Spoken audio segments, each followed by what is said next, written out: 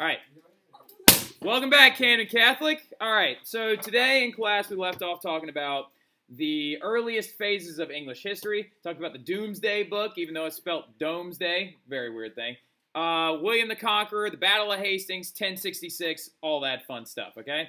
Now we're getting into, though, one of the most marquee events in all of English history. Actually, probably in all of history, period, because it actually set up a lot of the basic rights that we have now. But to give you some background, all right? Just a heads up, the current king of England during this time period, the 1200s, was King Richard the Lionhearted, right? Well, the problem was he was actually off fighting, not the First Crusade, but actually fighting the Third Crusade. What's going to happen, though, when he's on his way home, he's going to be kidnapped. Ironically enough, held for ransom, but then his cousin told him to keep him. Now, anyway, but King John, his cousin, is going to take over. The popular character from the Robin Hood stories, right? But moving forward, what's going to end up happening is that King John is going to begin to abuse his power, right? So, William's descendants have begun to abuse their power, right? King John actually had had lost most of English lands to war. Lost most of the English lands to France in a very, very expensive war. So to try and fund this war debt, John decides that he's going to raise taxes drastically, right? Very, very drastically. So the nobles are going to get very, very upset by this. They're going to go back to their fiefs. They're going to assemble small peasant armies, and they're actually going to be outraged. And then, in 1215, the Magna Carta. Yay! That was the weakest yay I've ever heard in my entire life. I'm going to do this again. No, too late. All right? No, I'm not restarting the whole thing. Magna Carta! Yay! Yeah! Every time you hear that word, you should be saying yay. I'm not even kidding, and the reason why, for two reasons. It makes you remember what the Magna Carta is, first of all, and then second of all, it's also ridiculously important. So I'm going to try this one more time. Magna Carta! Yay! Yay! All right, so anyway, now, really quick, though. They raised an army and forced him to sign the Magna Carta. Yay. Thank you. I say anyway now, in 1215. Why that document's so important is because you should know your rights, and the Magna Carta sets up your most basic rights. The Magna Carta made the Bill of Rights. Sorry, Mason McKinnon is sitting right here, and he doesn't even know how this works, all right? So anyway now, so the Magna Carta is very important. Braden, Magna Carta. Very important. Yay! Yay. Braden, Magna Carta. Yay. Thank you. I said Braden. Did I say Harrison? I don't think so. All right, so anyway, really quick, that document, though, is going to be the big thing that actually limits the power of the king, right? What it means in Latin is actually Great Charter. It lays the groundwork for democracy in Europe, and it actually informally established this thing called the British Parliament, their legislative body. So underneath Parliament, right, legislative body. Now, a lot of people are like, why are we talking about this document, blah, blah, blah, blah, blah, 1215, it's so long ago, blah, blah, blah, my name's Harrison Hinojosa, I'm real upset, blah, blah, blah, blah, blah. Now, the biggest thing going forward, though, is it had a dramatic ripple effect through all of history, and it basically de facto started an English Civil War, right? It started a lot of things outright, because they actually never had absolutist rule because of it. Now, stop conspiring over there, Brandon Mooney. All right, so... Now, the basic principles behind this document is that, number one, the king could no longer raise taxes without the approval of a council of nobles and clergy, which actually later becomes the British Parliament, right? Now, also, did you know that a parliament is a name for a group of owls? Yeah. Wow. Sorry, that's just really cool. So owls can turn their heads. Did you know that a group of ferrets is called a business? No. Did you know that a group of birds is called a flock? Whatever, it's a cool thing to know. All right, anyway, now. Oh, we're going to do this again right now? We're going to do this again? All right, so anyway, now. What's going to... Ow! That hurts so bad. Ow!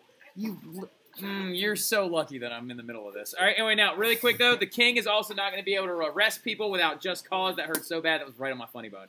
Anyway, now, the king could no longer arrest people without just cause or take property or search and seize anything. Does a lot of this sound vaguely familiar? No. Kind of. Yeah, I'm not there yet, but I like where your head's at. All right, so anyway, now, those are your basic not basic problems. Those are the basic rights that you actually have. Wait, Alexis. Magna Carta. Yay. Wait, what are you supposed to say? Magna Carta. What are you supposed to say after I say that? Wow, get out of my room. You're so unfaithful. All right, so now, anyway, now, really quick.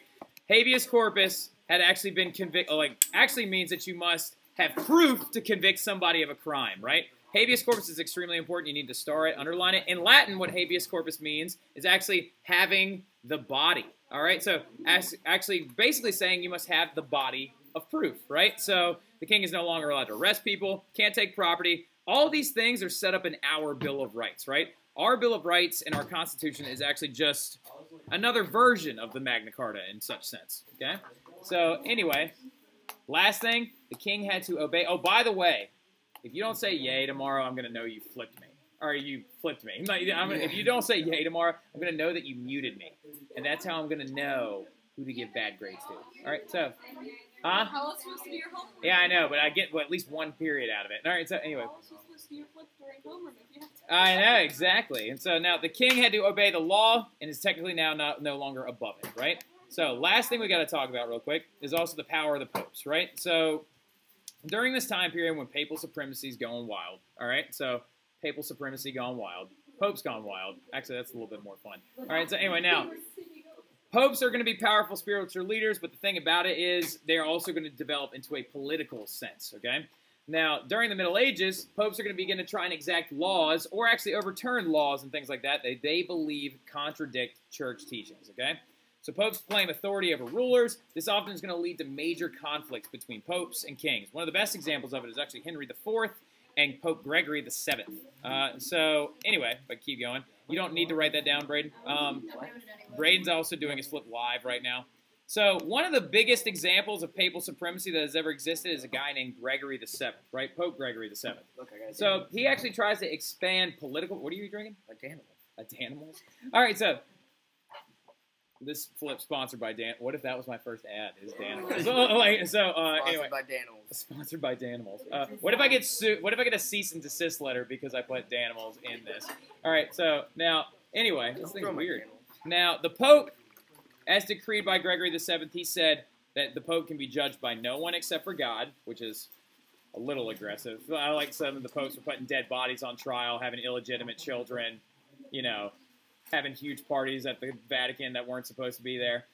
Also, it said that the Roman Church could never do wrong and never will do wrong all the way till the end of time. What? I know. But that's Gregory the Seventh. He's like the papal suprematic like superhero. Like when you're talking about it, he's the best person to talk about. Also, he said the Pope alone can depose and restore bishops at his own will. He alone can call general councils. He can also depose emperors. And lastly, he also said that he actually can only be the one that absolves subjects of their allegiance. Also, he said all princes and kings must kiss his feet before they can talk. Anyway, so that's where we're going to wrap up for today, all right? And we'll talk a little bit more about that stuff tomorrow and actually review. And we'll see you guys tomorrow. Bye, guys. All right. So weird. Go back to the part where you hate